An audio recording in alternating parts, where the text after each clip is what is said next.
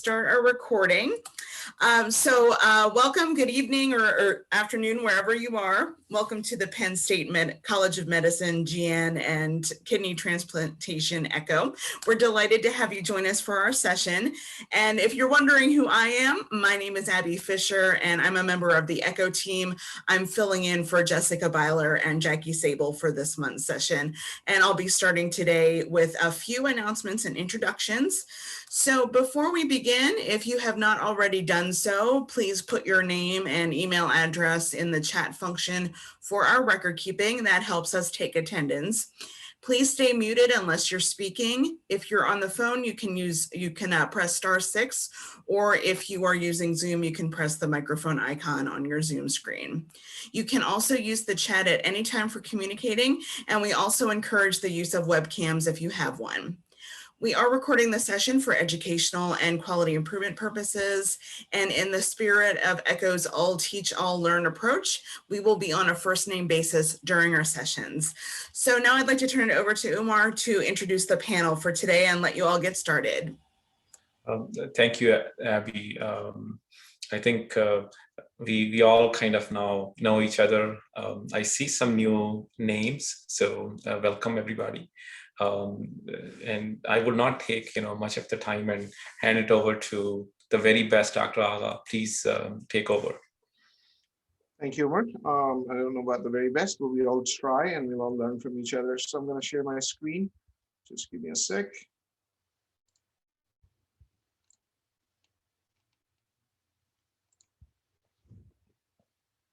Okay, you have my title screen up? Yes, we can see it. Very good. So we're going to talk about Bkrs in kidney transplantation. So Umar was reminiscing about his fellowship. This topic is very close to my heart because this was my main project when I was a fellow. And in fact, this was around the time when we were getting to know about Bkrs, and everybody was scared about the implications of this new pathogen and new epidemic. So we'll dissect through that during some of the time today. I'll be boorish enough to share some of my own work and some of my own data. So take everything with a pinch of salt. And before we start, this is a CME talk. I am part of the Scientific Advisory Board and on the Speakers Bureau for CareDx, and we will talk about one of their products during the talk. So there may be this potential conflict of interest, which you need to be aware of.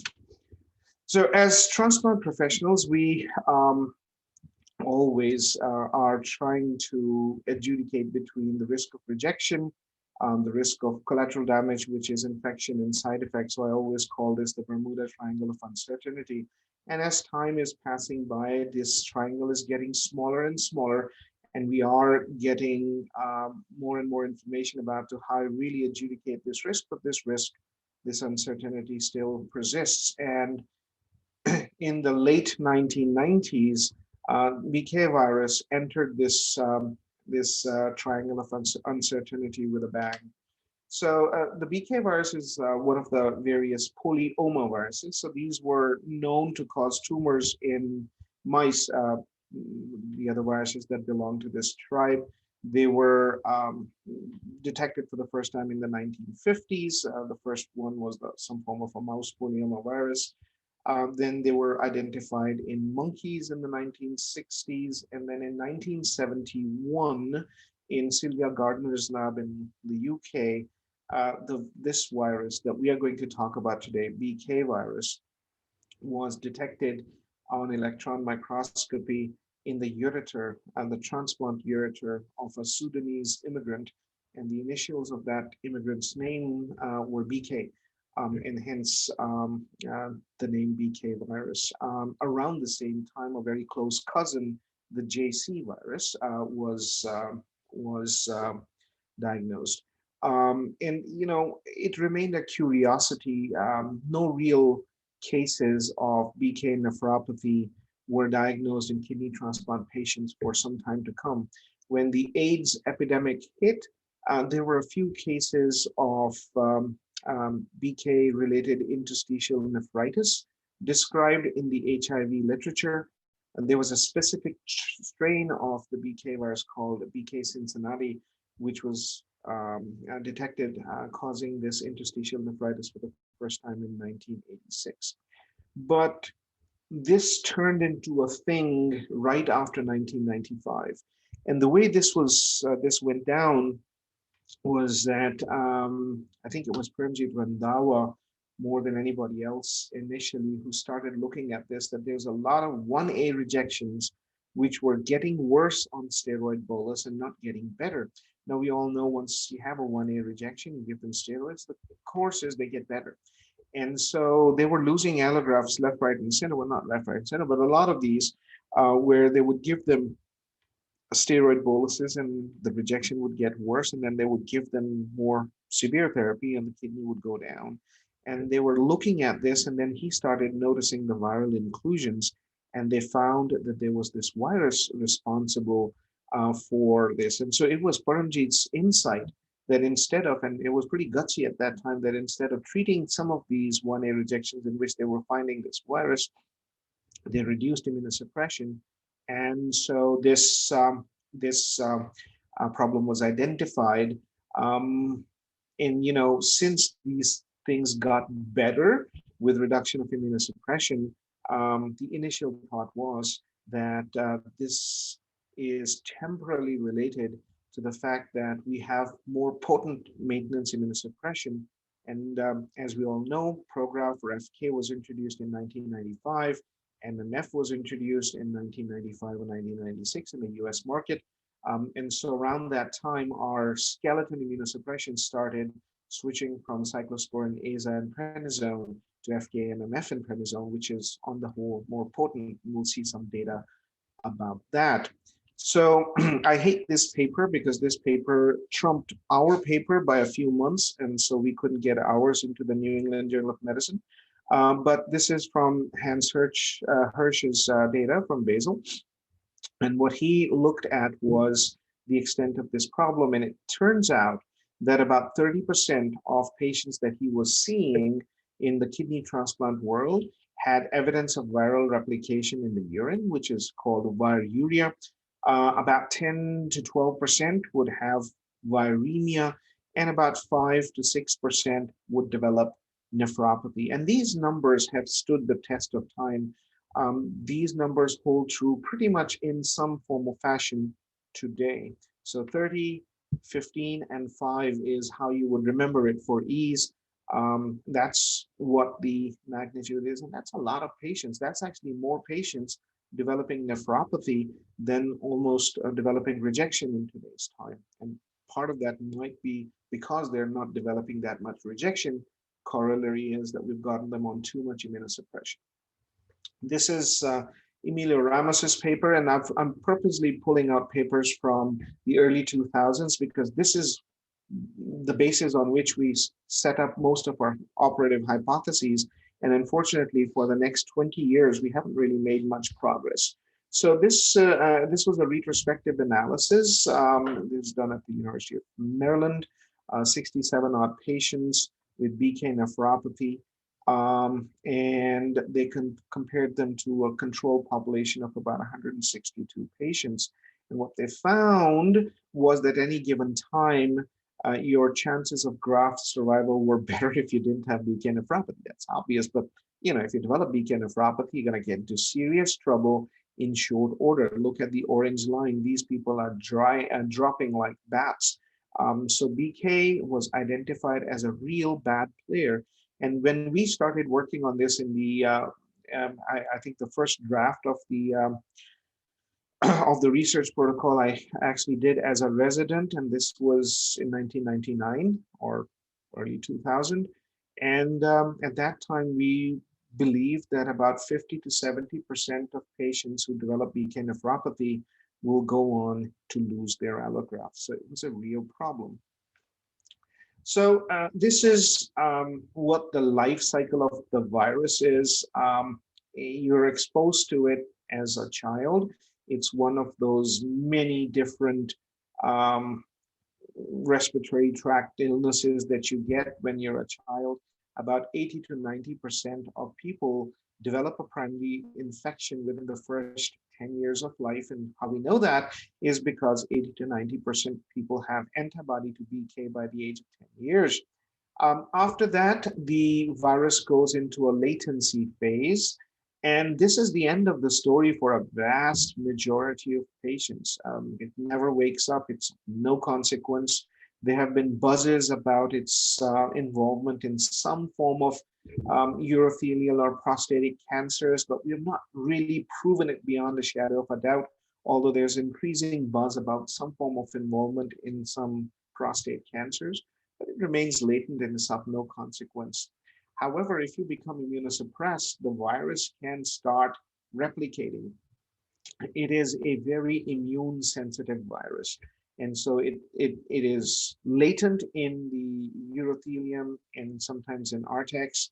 But if your immune surveillance of the virus goes down due to whatever reason, so I told you that in the kidney transplant world, about 30% of the patients would be viruric. If you look at the general population, 1 to 2% of the people would be viruric at any given time.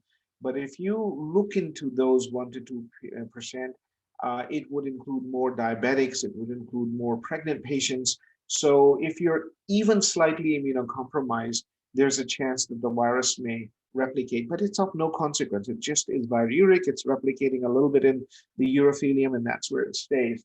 But if you have more potent immunosuppression, then the replicative activity increases and eventually viremia develops. And this is a very important part of the pathogenesis of this virus and of this disease. And we'll talk about how that happens.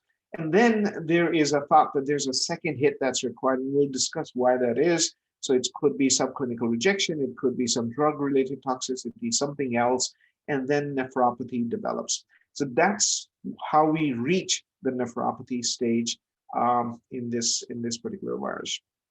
And this is what this virus looks like. This is a cryo-electron microscopic picture of the virus. So this is literally what the virus looks like. This is not an artist's rendition.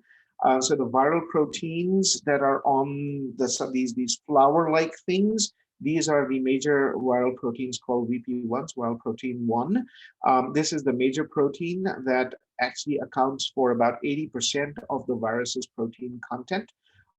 There's about 306 which tell the virus. Now, if you cut the virus in half, so you'll see the VP1 proteins on the outside. On the inner side, you'll see some of these. These are VP2 and VP3, so viral proteins 2 and 3, and they have a very important role, and we'll talk about that. And then on the inside is the virion of the virus. Now, there are 4 major subtypes of the virus that are pathogenic. So subtype 1 is the most prevalent, it's worldwide. 2 and 3, 4 is in Southeast Asia, and 2 or 3 are kind of relatively rare. So basically, most of the time you're going to talk about subtype 1.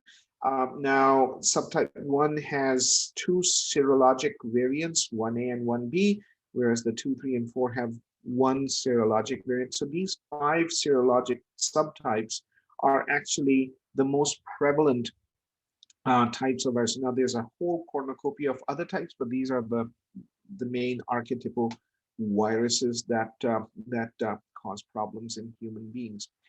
And so on the inside is the DNA, which is a double-stranded DNA molecule, and this is what it looks like. So the BK virus genome is a closed circular double-stranded DNA molecule. It actually transcribes bidirectionally, and the transcription opens from this NCCR, and this is a focus of intense scrutiny, and we'll talk about it. So once the virus genome starts replicating, it moves bidirectionally. So the first antigens that are transcribed are the large T, the small t, and the truncated T antigen. Well, not very creative use of nomenclature here. And then on the other side, you have the VP1, VP2, VP3, and then a protein called actin protein. And we can spend hours talking about what each of these proteins do.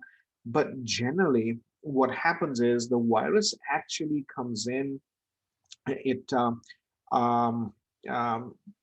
gets attached to several polysilated gangliosides on the surface of the cell. That's the tropism that we talk about, because the virus doesn't really enter any other cell. When it's entering through the viremia phase, it'll come to the cell and it'll get in through these specific polysilated ganglioside residues.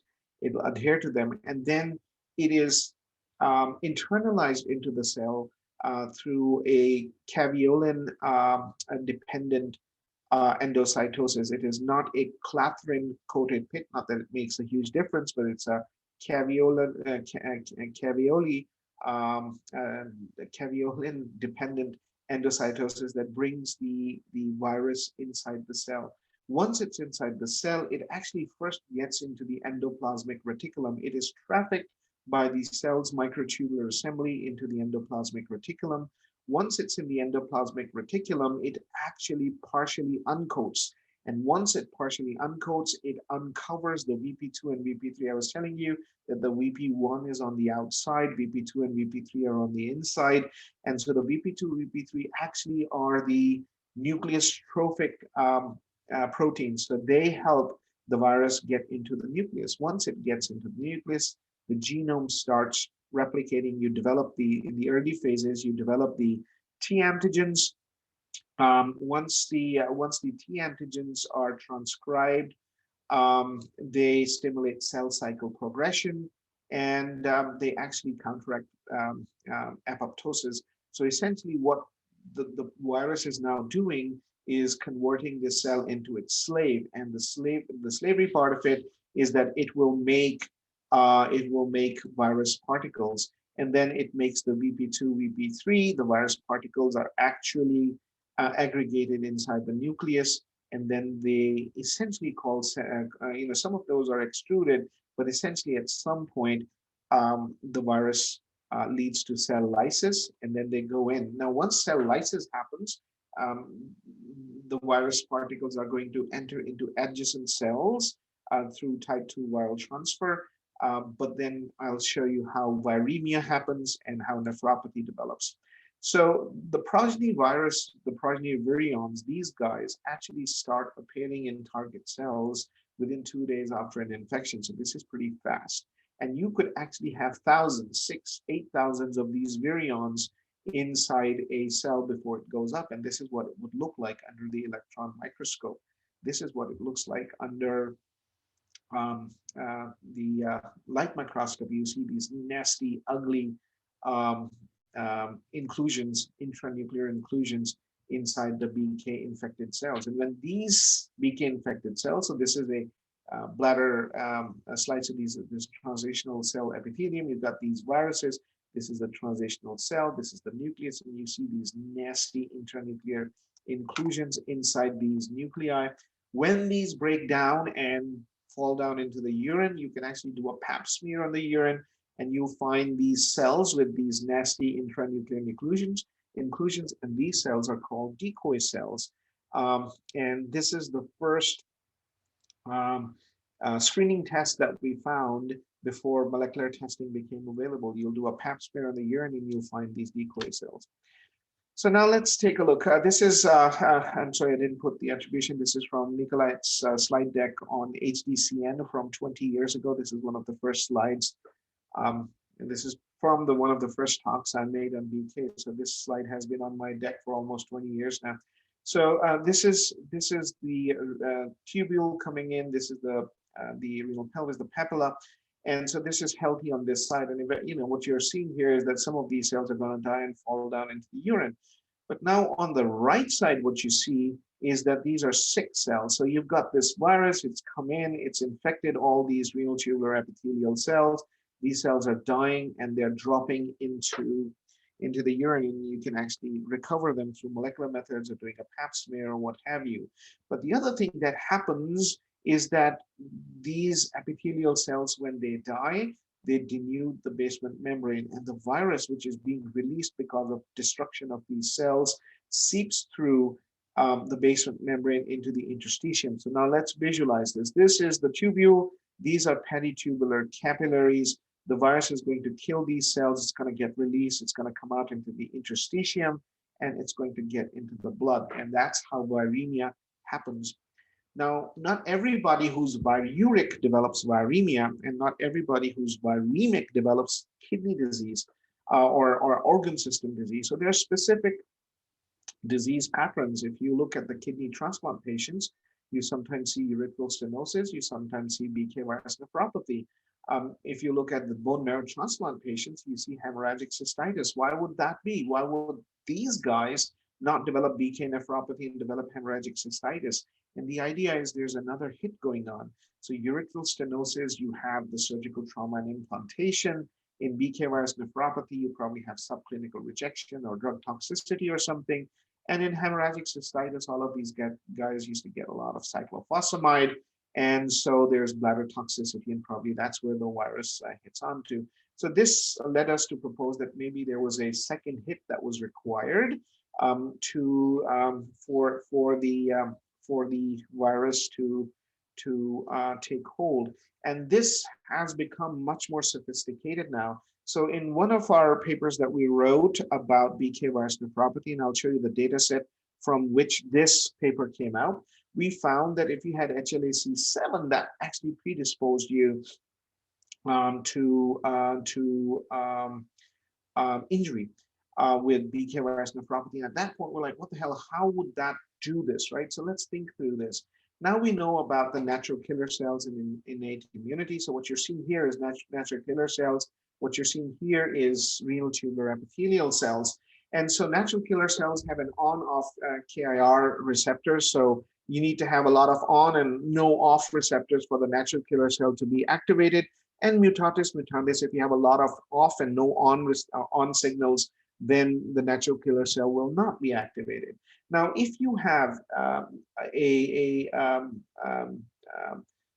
natural killer cell interacting with an endothelial cell where there's no HLA-CW7 signature, that cell is not going to get activated. But a CW7 signature actually interacts with the on KIRs, and that leads to natural killer cell activation. So there may be host as well as donor issues that lead to increased susceptibility to an immune attack in some of these patients, which would explain why some people develop a lot of inflammation, some people don't, even with very high levels of virus in the blood. So this is what the sojourn is of the virus. So in a normal kidney, you've got virus which is sitting there, it's latent, it's not doing anything, we're not worried about it, no problems. This is most of us at all times.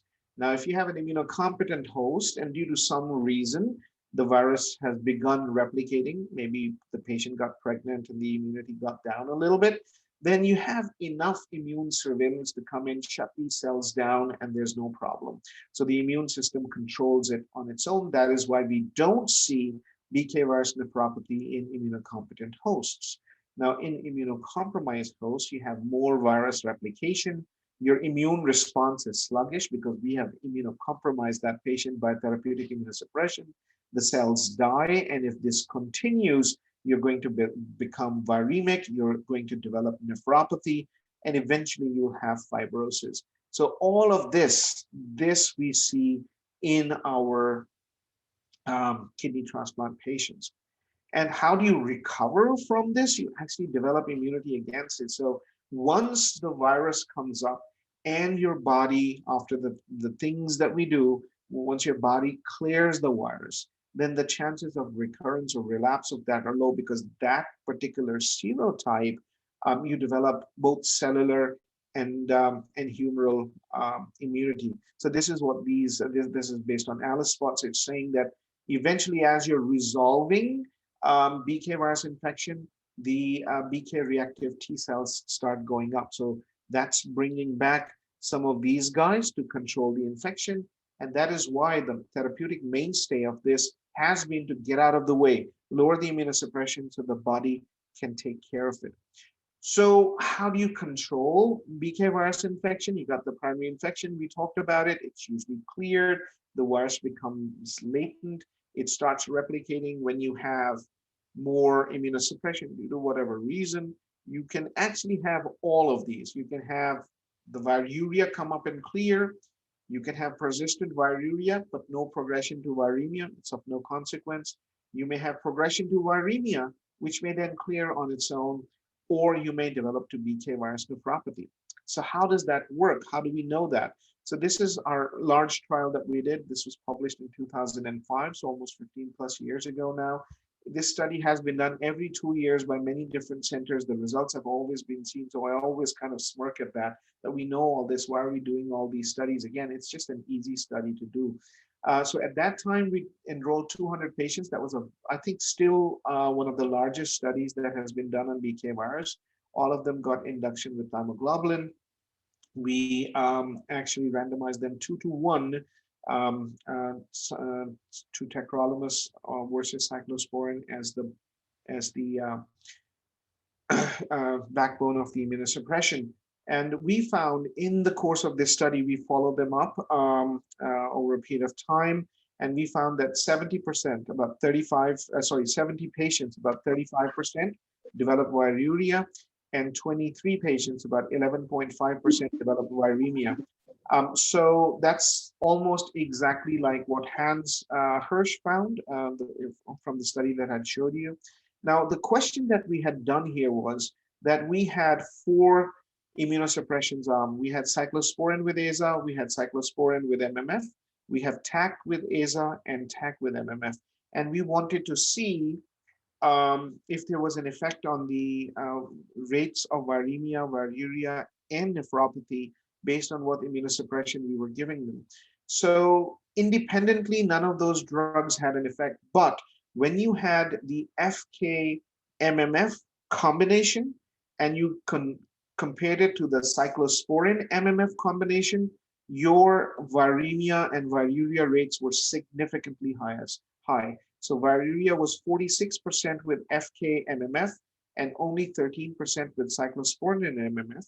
And you know that when you got somebody on cyclosporin, that actually blocks the enterohepatic circulation of MMF. So the net amount of immunosuppression the cyclo and MMF people were getting was way lower than the net amount of immunosuppression the TAC and MMF people were getting. So this confirmed, or actually was supportive of the conclusion that the net state of immunosuppression is what drives BK viruria and viremia. And we used to joke that this is an in vivo bioassay. It just tells you if you've got BK coming up in the blood, probably have got too much immunosuppression on board. So we also tested an action plan. So instead of just doing an observational study, we converted it, we actually designed an interventional study. And this is how we treat this virus even today. So if somebody had viruria, we would watch them because we thought that viruria is difficult to pin down. But if they became viremic, our hypothesis was that these are the people who are going to get into trouble. So what we would do is we would suspend their adjuvant agent. So if they were on azathioprine, we'll withdraw that. If they were on MMF, we would withdraw that. And if the virus cleared with that, we would continue to monitor. If the virus was not cleared, we would decrease their calcineurin inhibitor dose. So we would drop their Prograf levels to 3 to 5, or we would drop their cyclosporin to 75 to 100. And so what found was that viruria was 35%, viremia was 11.5%, no nephropathy. Of all the viremic cases, only one was still viremic at the time we gated the data, and that person cleared their virus a month later. So our intervention was extremely successful, and we were able to avoid nephropathy. We had 2 rejections. One was a 1A and one was a 1B, and we were able to treat those successfully. Now, several important things came out of this study which help us understand the biologic behavior and now affect the way we treat this. So these are the original charts I made for this trial. So the first thing is onset of viruria is actually fairly early. You could start seeing viruria within the first 3 months after transplantation, and soon thereafter, viremia comes up as well. Now, since we didn't have any nephropathy, we distinguished transient viremia and sustained viremia. So sustained viremia was viremia that was present for more than 2 weeks at a time. And so all of that started happening early. The other important thing is that the people who developed viremia or sustained viremia, they tended to have very high urine levels. It's not like you're going to have a low urine level and develop sustained viremia. So sustained viremia was sort of our surrogate for a presumed diagnosis of nephropathy because we didn't biopsy them on sustained viremia. Now, this is actually shown here. So if you've got viruria alone, these are the guys who never developed viremia or sustained viremia. The mean levels are actually pretty low. I think these are median levels, sorry. Then the transient viremics were higher, and people who actually developed sustained viremia were higher still. So you can see that if you're going to develop this, you're going to have very high virus loads. And this is part of the thing that some people now use in running their algorithms, the people who choose to run their algorithms based on viruria instead of viremia, they take this into cognizance. So again, about 35 days or so after transplantation is when viremia starts showing up. And then, eventually with immunomodulation, it starts going down. In patients who are viruric alone, it starts going down as well, so it's controlled. Viremia happens another month to 2 months later after the viruria shows up. The levels in blood are actually much lower than levels in the urine. And this is impacted by the fact that we actually treated this. We dropped immunosuppression, and 90% or so clear the virus, with immunosuppression modulation. If we had censored the data here in this study cohort, 100% would have cleared their virus. So clearly we learned a lot of things through this trial in how to deal with this virus. And this is the most important lesson. Viruria starts, it can be stuttering, but then it becomes sustained. Once you have sustained viruria, you develop viremia. Sometimes it can be stuttering and it clears, but then it becomes sustained. And then eventually, after a variable period of time, when you've been viremic, you will develop nephropathy. You will not see nephropathy without viremia. The negative predictive value of a negative blood PCR is close to 100%. So you can say with a very high level of confidence that if you've got no viremia, you're not going to see BK nephropathy, and you don't see viremia without viruria. So there's this very well-defined march towards nephropathy: viruria, viremia, and nephropathy. I can count on the fingers of one hand where exceptions to this rule have been proposed. So how do you diagnose this? There's a diagnostic escalation. I actually don't look at the urine at all now, but this is how we learn to look at it. So I'm going to go through that. I look at the blood, and then if needed, I look at the tissue. So in the urine, we talked about the papinoculus smear of the urine, the decoy cells. You can actually do molecular diagnostics, qualitative PCRs, quantitative PCRs. You can do direct electron microscopy, which is not available in most centers for this purpose, even in the US. Or you can look at something called Hoffen. Now, Hoffen has been Volker Nicolai's project. He has worked extensively on this, and this is coming out of UNC in Chapel. Essentially, what Hoffen is this cast where you'll have this tubular cast full of BK virus particles jammed together.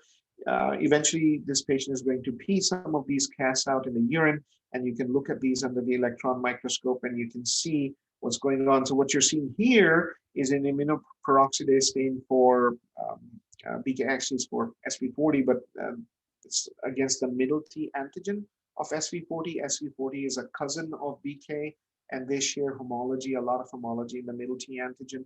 And so since it's staining for SV40, we conclude that it's staining for BK as well. And so on the biopsy, it'll show up like this intensely SV40 positive cast. On the urine, it'll show up as this cast. This is on electron microscopy. But this is Nicolai's paper from 2000, I think from 2000 itself, yeah, 2000, where they looked at the BK-DNA PCR and the important conclusion that negative predictive value of a negative PCR is close to 100%. So this is the seminal paper. If you're interested in BK science, you want to look that one up. But there's an important distinction to be made here. Viral load for diagnostic certainty is one thing. So if you've got BK-PCR in the blood, it's at 5,000, good. You know that you're in the right territory. But after that, the question, do viral loads correlate with intrarenal events? And do they actually correlate with outcomes? When we started doing this, our thinking was, yes, of course, that's the paradigm. But it sounds like there's a little bit more complication and nuance to that, and we'll talk about it. However, it looks like HOFN tends to correlate a little bit better. So in this picture, you've got level of marker expression. So as HOFN goes up, the severity of PVN goes up, and PVN is polyomavirus nephropathy, goes up as well. Other tests like the PCR in the blood or urine or decoy cells have a modest correlation. So the R-score is not great. The R-square for this is very good. So if you can do HOFN, it will tell you what the virus is doing in the blood, and it kind of distinguishes itself from just looking at the BK virus loads. But there's some form of correlation, but we'll see what the nuance is in a second. So this is what the virus looks like under the microscope. You've got these proximal tubules, you've got these nasty inclusions. These are easy to see. So you know that these are obviously infected cells. When you do an immunoperoxidase stain, so this is an SV40 stain against the middle T antigen of the SV40 virus that's cross stains for BK. It actually would cross stain for JC as well, but JC we usually don't see that much in kidney biopsies. And if there's any question, we can do a monoclonal antibody and use a monoclonal antibody and do a specific BK stain as well. But most labs in the US would stain for the middle T antigen of the polyomavirus. Now, early BK nephropathies, you got somebody who's got an elevated BK PCR in the blood, you biopsy them if you need to. You'll find that the biopsy looks pretty good. I mean, this looks almost normal. It's very easy to miss it because it's patchy. Immunoperoxidase actually helps you pick up very patchy early disease. So this increases your diagnostic sensitivity on a biopsy specimen. But once you've got an obvious florid BK nephropathy case, you've got these tubules which are chock full of these atypical inclusions here. So you know that this person is in trouble.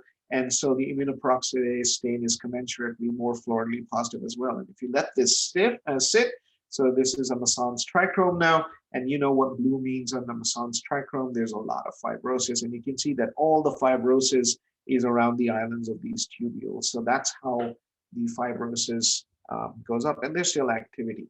And so Cynthia Drockenberg in 2004 came out with these 3 patterns. And all these scoring systems, they are going to tell you the same thing. They're going to put up 3 classes. The first class is where there's very focal disease, early disease. And this is the type of disease where if you act, you can reverse it to complete normalcy. The pattern number 2, the second category, is going to be the middle bucket, where there's some disease and some chronicity and all that. If you treat this virus successfully at that time, you'll probably be able to pull it back to quite a certain degree. You'll be left with some fibrosis and some loss of GFR, but you'll be able to extricate the kidney. And the third bucket is going to be all hell has broken loose. There's a lot of scar formation. And those are the kidneys that eventually go down. So for the longest period of time, we were following the Drockenberg classification, so Drockenberg A, Drockenberg B, 1, 2, and 3, and then Drockenberg C. But then this BAV classification system came out, I think, in 2018. Same deal.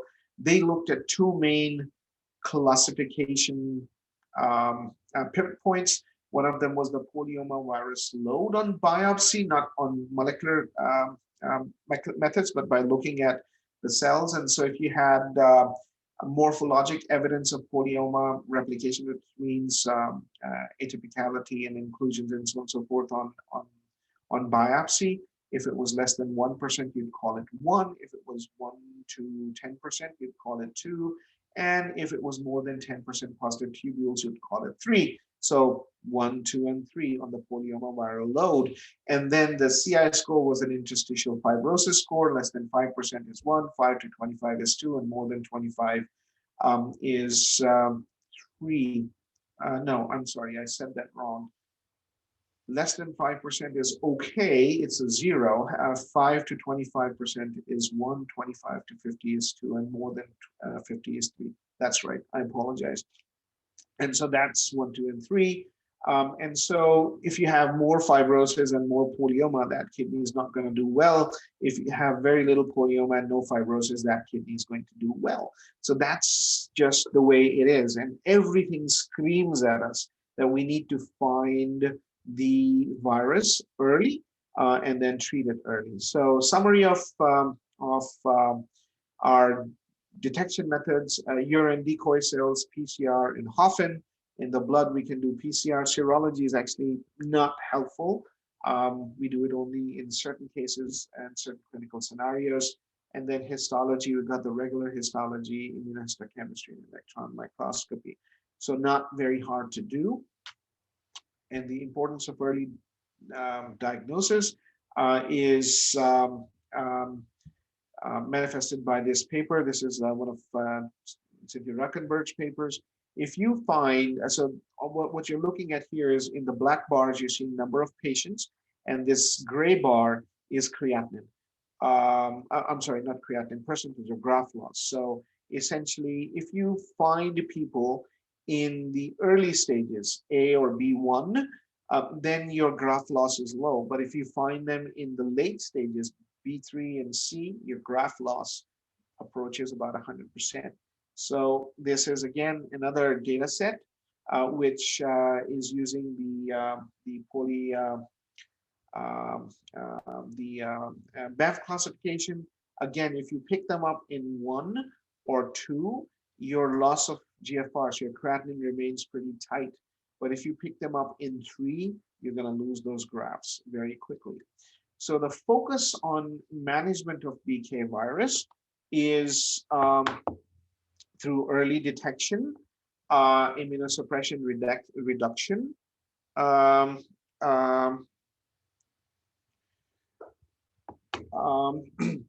and we have to exclude coexistent or complicating alloimmune process. So what that really means is that we've got these patients on reduced immunosuppression. Some of them are going to break through. I'm actually dealing with somebody who's had very high and persistent BK virus loads with BK nephropathy. We had them on low immunosuppression for months, and now they have 2 class 2 antibodies and evidence of microvascular injury on the biopsy. So we're now kind of running for the hills and trying to treat for antibody-mediated rejection. But we picked it up very, very early through detection mechanisms, which I'll talk to you about, and he'll have a good outcome, God willing. And then there are some direct antiviral strategies. So this is an outline of the approach to BK. The story about come towards the, but anyway, so if you find BK positivity in the blood, that's how I screen for it. You suspend the adjuvant agent.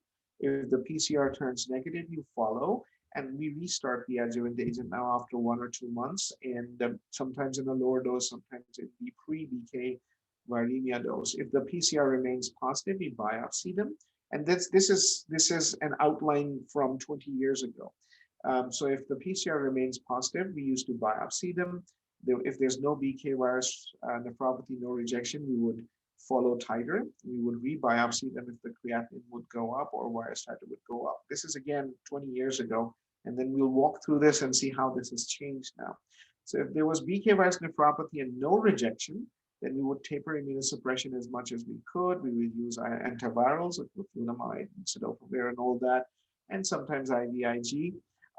If there was BK virus nephropathy and there was coexistent rejection, which is a very difficult thing to treat to diagnose at times, then we would treat it with steroids, not use depleting therapies, and then put them on IVIG and antivirals, and decrease immunosuppression once the rejection becomes stable.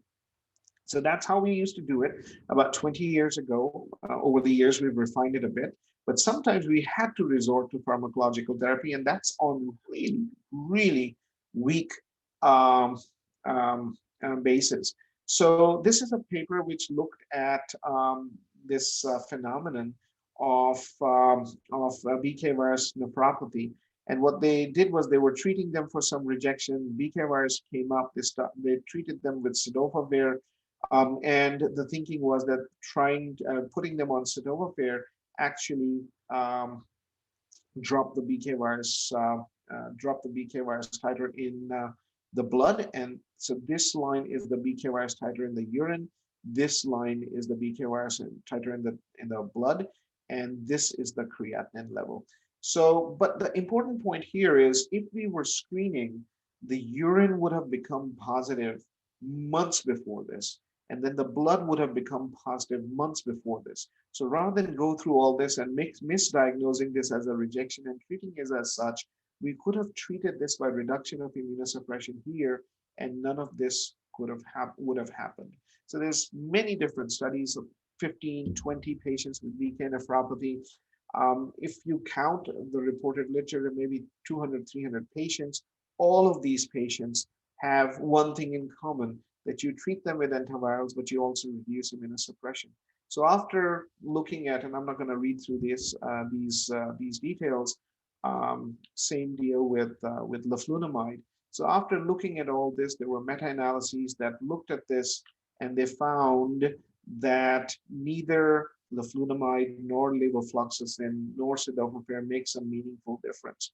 The only thing that does make a difference perhaps is IVIG. So on the top panel, you've got somebody who has been on prograft-based immunosuppression, and you give them IVIG, the BK viremia clearance rates and the biopsy clearance rates go up. You convert them on cyclosporin and then give them IVIG, you get even better results. So IVIG seemed to do better. The percentage inhibition of BK virus DNA yield, which is on the y-axis here, is shown as a function of human immunoglobulin or hepatitis B immunoglobulin, HBIG, in this cartoon. And it looks like they are consistently high, and they show consistently high and reproducible inhibition. So I use IVIG much more than I use anything else now. And so how do you recover from the BK virus? So this is, the BK virus comes in, it infects the cells, you get to do the whole shebang. The virus particles are presented to the antigen presenting cells in the context of MHC2 molecules, which is picked by CD4 cells, which talk to B cells, which turn into plasma cells, which make anti-BK antibodies. You then develop anti-BK suppressor T cells. These go in and kill these affected cells. The antibodies come in and help neutralize the virus. And eventually you're able to clear it. But the resolving BK virus infection is very enigmatic. So what you're seeing here is, so these are 6 photos. I'll walk you through this. This is medium power on a PA-stained kidney biopsy, which shows a focally dense inflammatory infiltrate. This is high power, and you're seeing these lymphocytes, almost looks like tubulitis inside these tubules. And this is why it is very difficult to sometimes distinguish this from a 1A rejection. The important thing is that these things are happening as the virus titer in the blood is going away. So sometimes when you're recovering from BK virus nephropathy, you actually develop a flare. It's almost like an immune reconstitution syndrome, and your creatinine goes up as the virus is going down. And this is why, Nikolai's observation that the PCR doesn't correlate with what's going on inside the kidney. So one of the things that I do use to tell me what's going on inside the kidney is cell-free DNA. We've talked about this before. And so if your cell-free DNA is going up in the milieu of BK virus nephropathy, that's what triggers me to either biopsy them or consider that they may be developing either an alloimmune response or a flare in the BK virus inflammation.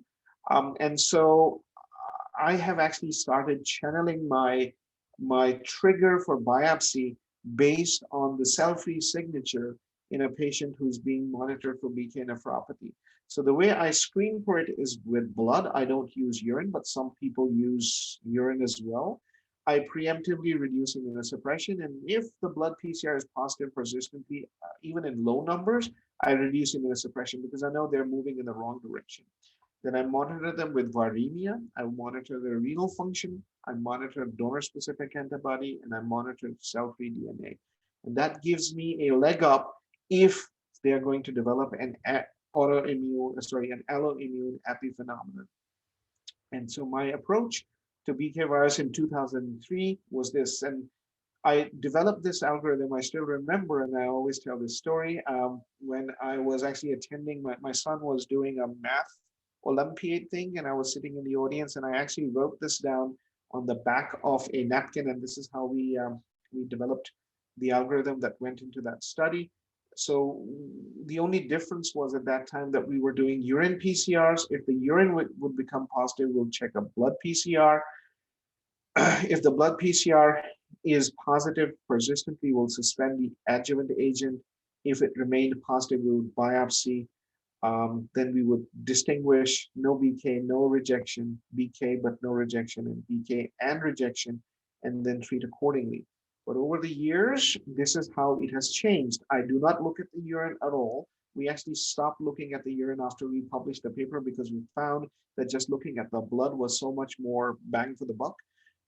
We would decrease, and we do decrease or suspend adjuvant agent if we find viremia. If the viremia resolves, I do resume the adjuvant agent, because if you keep it off indefinitely, you probably run the risk that this thing is going to lead to under immunosuppression over a period of time.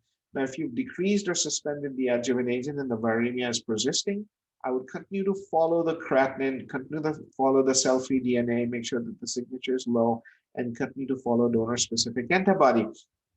Now, as long as the kidney function is okay and the injury markers are fine, I would keep the adjuvant agent off, and give them time. If, on the other hand, they become unstable, which means the creatinine is going up, or the cell-free DNA is going up, or they're developing antibodies, I would biopsy them at that point. If there's BK nephropathy, continue with this, or consider IVIG. If there's rejection, then treat rejection on its merit. Usually that takes the form of steroids and IVIG. I do not deplete these patients. They usually respond to steroids and IVIG. This is just an example. This is from Nikolai's paper from Jason in 2018, an example of how people who are doing viruria do this. So they actually look at the copy number in the urine, if it's a very high copy number, and this harkens back to our data that people who became viremic and then nephropathic had very high virus levels in the urine, then they would actually decrease their immunosuppression and keep looking at the viremia. But most of the people actually reduce immunosuppression when people become viremic, when patients become viremic. So our argument always has been, why do all of this? Just wait for viremia, and if viremia develops, then you can decrease their immunosuppression. So this is all I have to say about BK virus nephropathy. I'll stop here and I'll welcome any questions. Thank you for your attention. And we are 3 minutes under the hour, so I think we made good time. Thank you, Irfan. Excellent presentation. So I think what I have struggled with BK is like really patients, so this kind of dichotomy between rejection and BK, despite of the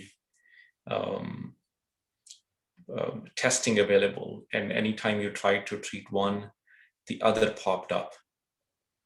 So that has been the challenge as well. You know, I've treated some BK patients and they rejected, and vice versa.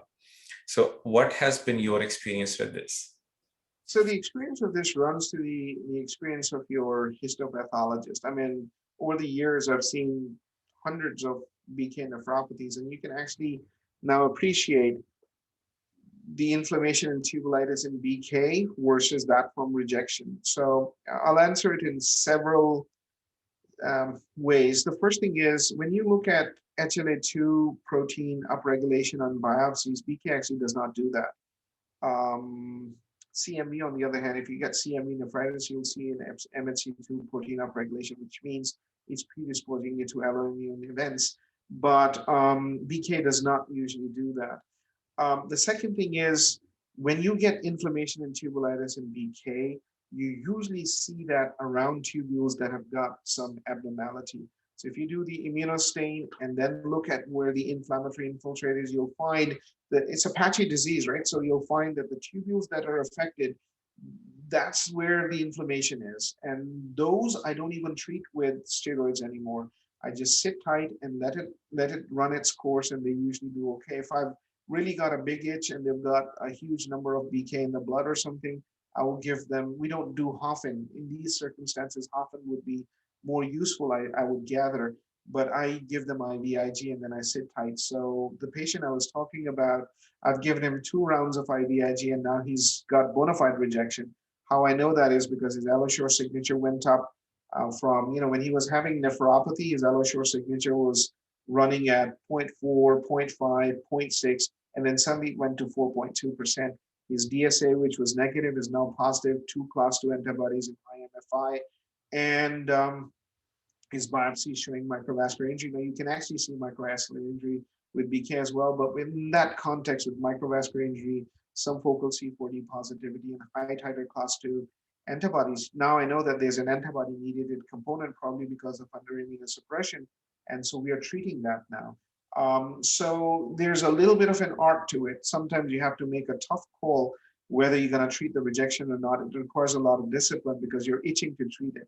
But if you have to treat it, use a judicious steroid bolus and then use IVIG more than depleting agents. If you deplete these patients, you're going to get into trouble. Thank you.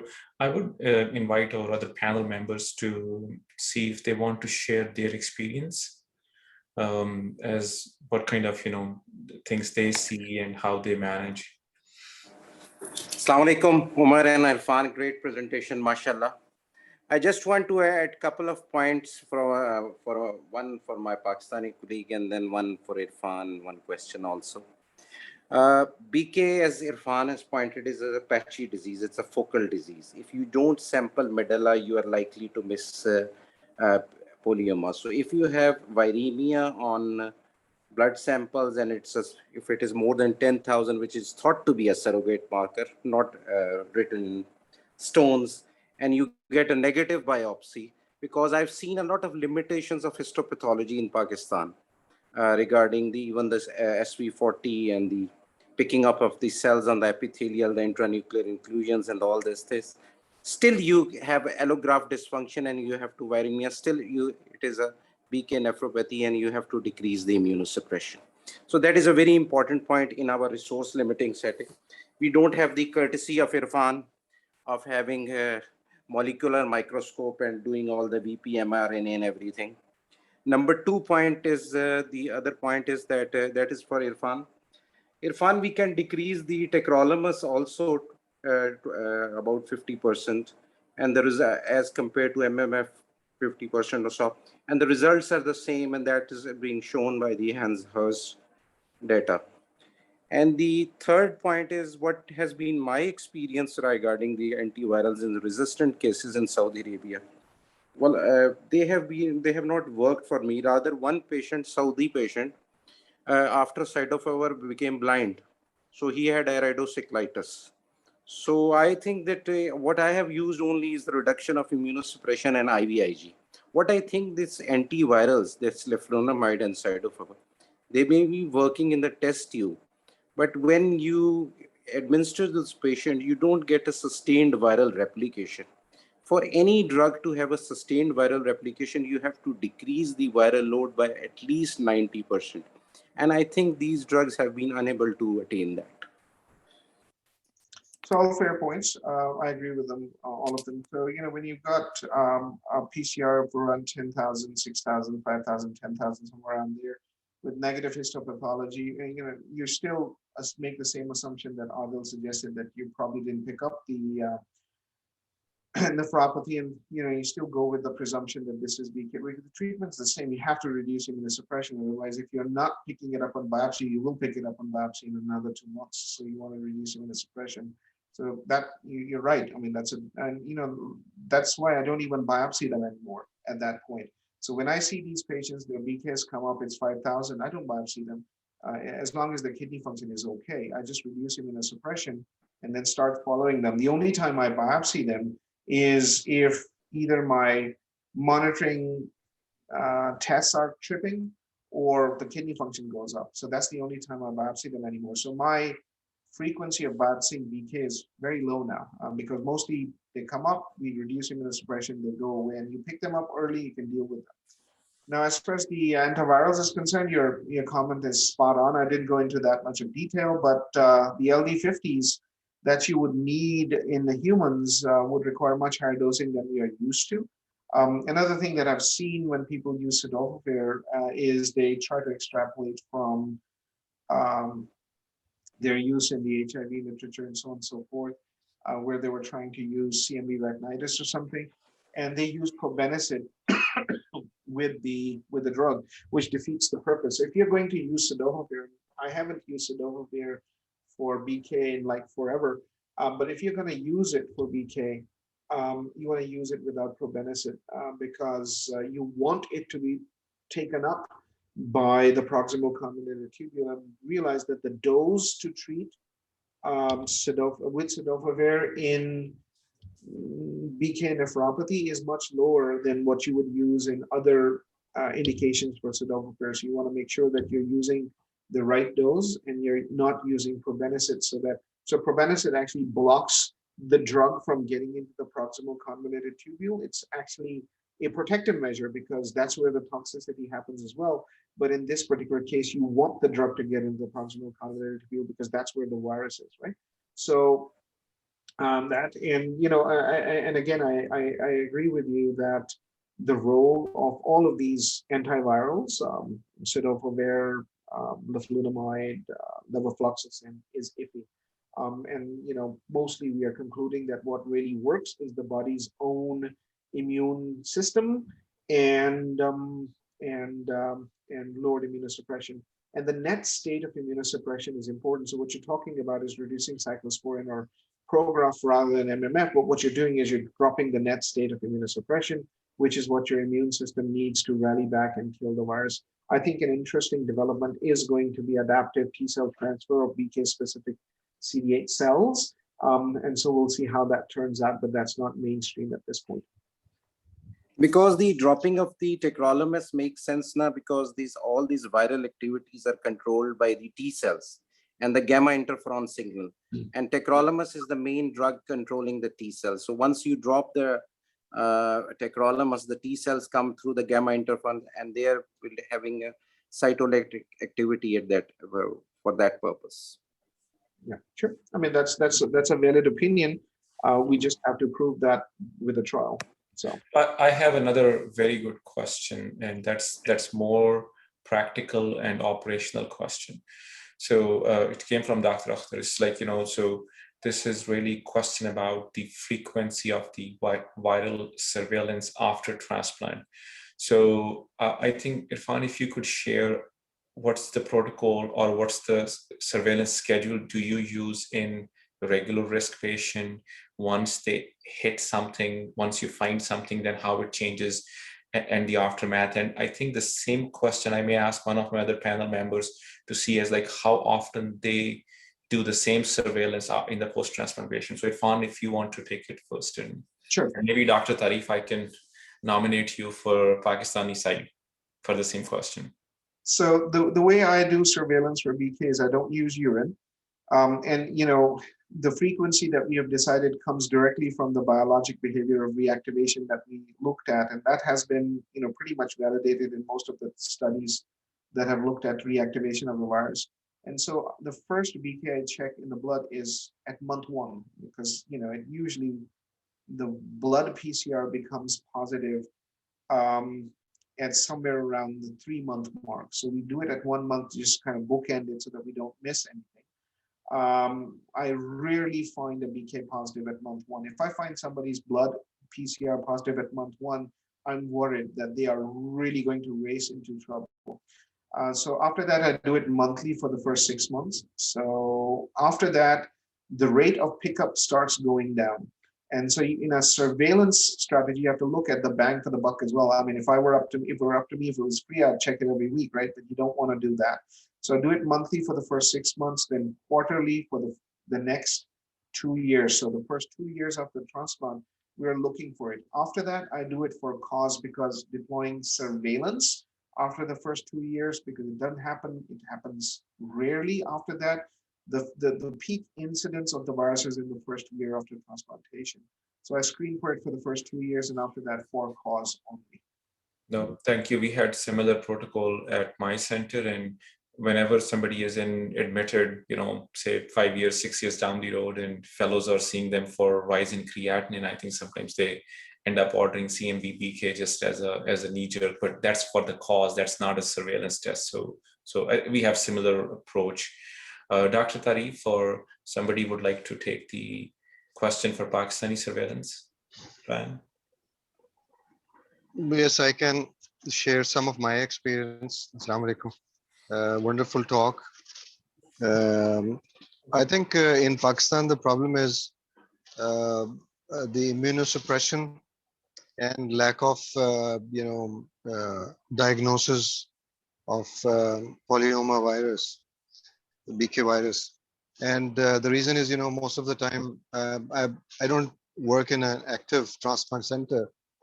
But what I see is, many of the patients, I have a pool of patients who are like in the graveyard of, the allograft nephropathy, and is going down. And many of these patients, when I just cut down their immunosuppression, they just improve. And they just linger on and on for years and years. So I think one point is that, we are probably using immunosuppression at a higher level than we should. So, the monitoring of immunosuppression is not that good. Number two is that many of our patients, they don't go for biopsies. So the few of the patients we have picked with BK virus in our center, and that stained positive. And just by decreasing the immunosuppression, we were able to get over it. But beyond that, we don't do any the viremia tests. I'm not sure if it is available in Pakistan. Maybe Dr. Adil can say something on that. Yeah, Adil, over Yes, to you. we do surveillance 1 to 9 months monthly, and then every 3 months for a total of 2 years. And this is till now. We are now for the present time running some resources problem. I don't know how long I can continue this protocol. Number two important point is this, that whenever you are having a rejection and you are treating with thymo or whatever, I think the surveillance protocol should be starting again, even if you get a bad rejection in after 1 year. Adil, can I just interrupt here? What is your experience so far? How common is the viremia? Sir, I'll tell you the exact detail. Unfortunately, I have only two cases of BK viremia. They did not progress to nephropathy, but on routine surveillance, one patient had 3,000 copies, but his creatinine went up. And this was unfortunately and actually identical. So we reduced the immunosuppression and he went away. The other one also just popped up viremia and we reduced the immunosuppression. I think, sir, in Pakistan, I know this resources because this viremia test is costing 12,000 rupees. For BK nephropathy, my comment is that we have to do really active surveillance, not to push this virus into the kidney. We have to prevent the BK-VN stage, BK nephropathy stage, have to pick up the viremia stage and to prevent. It will be very difficult with our resources to treat BK nephropathy rather than BK. BK viremia is easy to get rid of it. And the other important point I also want to emphasize for my Pakistani colleagues is that when you have the baseline immunological risk of the patients, always keep it with you. If you have an HLA identical transplant, you have the room, you can just cut a MMF from 1 gram to 0 and nothing will help most likely. So every patient reduction of immunosuppression has to be based on his baseline immunological status. If he is a very high risk immunological, he is a preformed DSA, I will be very, very conservative in reducing the immunosuppression. Probably I'll start with reducing CellCept from 1 gram to 750 BID. And then further, if it does not drop in a 2 weeks time, then I'll go from 750 to 500. So what is this baseline state of the patient's immunological risk at the trimer prime dictates our future reduction of immunosuppression.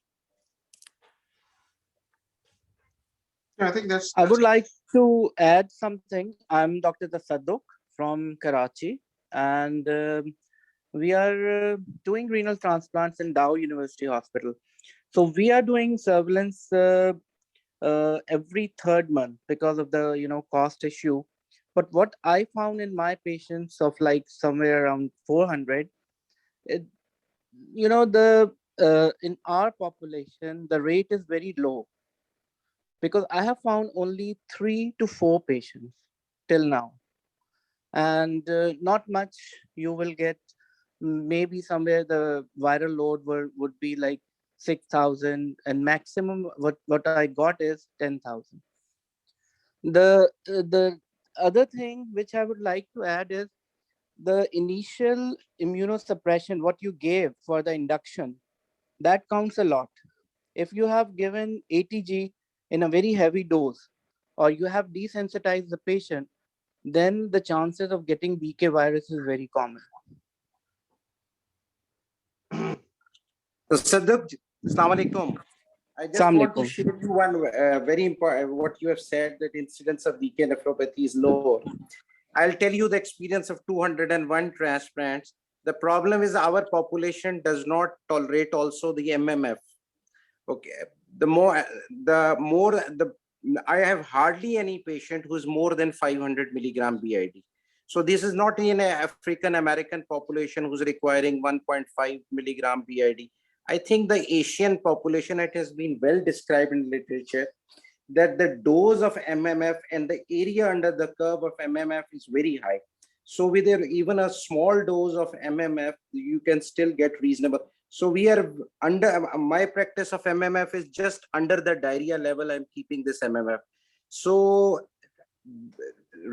all the literature have really shown that the tacrolimus is the main drug which is preventing the rejection and preventing the alloimmune response and reducing the DSA.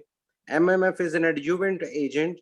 So probably because in what I've said just to doctor, we have 0 loss from BK virus nephropathy and only 2 patients, 2,000-3,000. Maybe this is the reason your MMF doses is also very low. So my practice is like I reduces MMF to 1.5, like 750 BID on 3rd month. And after 1 year, I kept patients on 500 BID. Are your patients tolerating that 750 BID? Majority of them, they're doing well. Majority, if those patients who are coming up with the diarrhea and other bloating symptoms, then we reduce it even on 3rd month. Because my mean weight of the recipient is about 55 to 60 kg. Oh, okay. That counts a lot. That counts a lot. And every patient is a different one, and every patient's metabolism is a different one, because you experience very differently with every patient. Every patient give you another, lesson that what you have to do, because all the patients need an individualized treatment. It's not a single treatment fits all. It's same for the MMF. Those are very, very pertinent observations, but I think it is imperative that you guys confirm your anecdotal observations by actually studying this. Just an assumption may not be enough. You have to actually study the implications, see what your median doses are based on tolerability, also see what your area under the curves are, understanding that for MPA, area under the curve, the levels don't correlate well with area under the curve. So you have to do proper pharmacokinetic studies to do that. You cannot use MPA levels as surrogates for area under the curve. So it's very important to translate these clinical observations and assumptions into valid data. Otherwise, everybody's experience is going to be violently different, and practice will be violently different from everybody else. So what you have to do is and these are not very hard to do. I mean, you can actually do this both at an observational level to see what the exposure was, and also at an operational level of what that exposure actually translated into. These are not hard trials to do. So you should probably take the lead to do that, because other than that, these just are opinions. Throughout our careers, we all understand how opinions change drastically when you actually see the data. So I That's was correct. thinking something similar, Irfan. Thank you for saying these things. So we saw a rise in BK-CMV at our center back in, I think, 2010, 2012 timeframe. Prior to that, there was a heavy use of, exclusive use of Campath, alemtuzumab. So, and we ended up, doing the study, and we were able to find that association of use of, Campath, and with the higher problems 2 to 3 years later with BK-CMV after transplant. So I think the one good positive thing is, so we heard 2 wonderful research ideas. Well, Dr. Tasadduq had one, Adil had the other. So we have heard this CMV business a lot in our meetings, the intolerance of CMV and the dosage. And I agree. I think maybe this is a good time for to do like a local study over there. Maybe their local partners can help them, the pharmaceutical partners as well. So, but this is how I think we generated a good idea and good hypothesis as well from this meeting. Thank you.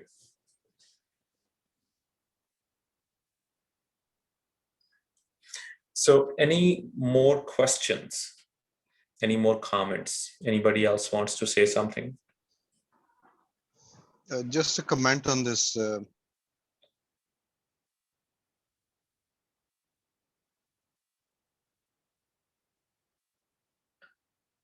We seem to have lost Professor Tarif, I think.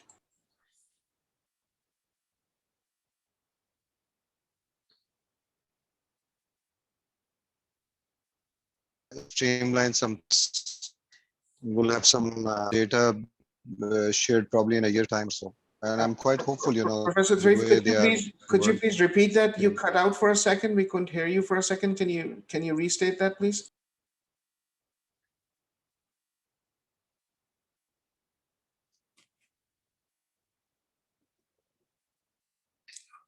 What I was saying was, because of what I was saying was, that PKLI, SIUT, DAW, and these are the centers where they have ability to document and see the pattern of the disease and the data, how it evolves. So I think this is their responsibility to share the data as a research, and this is the forum, where they get some incentive to do that.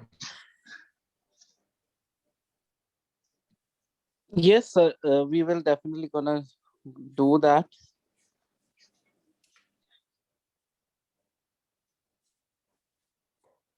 Okay, so any other questions or comments? I see Abby is still there. Abby, you want to, if you don't have any follow-up questions, then I will ask Dr. Agha to say his concluding remarks, and then you can just tell us what to do next for evaluations. Sure thing. Irfan, you want to say something in the end? No, I think thank you for all the questions, and thank you for being patient with us through the presentation. I think this is a record where we are finishing under the 1 hour 30-minute mark. So I think this is movement in the right direction. I'm trying to limit them so that we finish in about an hour 15. Otherwise it becomes too long. No worries. Thank you so much, everyone, for joining and for your engagement and participation. You will be receiving an email shortly that contains a link to the session evaluation, and we appreciate any and all feedback that you have. Finally, we'll look forward to seeing you again. The next session is on September 12th, where Dr. Farouk will be presenting. So thank you so much. Hope you have a great afternoon or rest of your evening wherever you are, and we'll see you on September 12th. Thank you, everybody.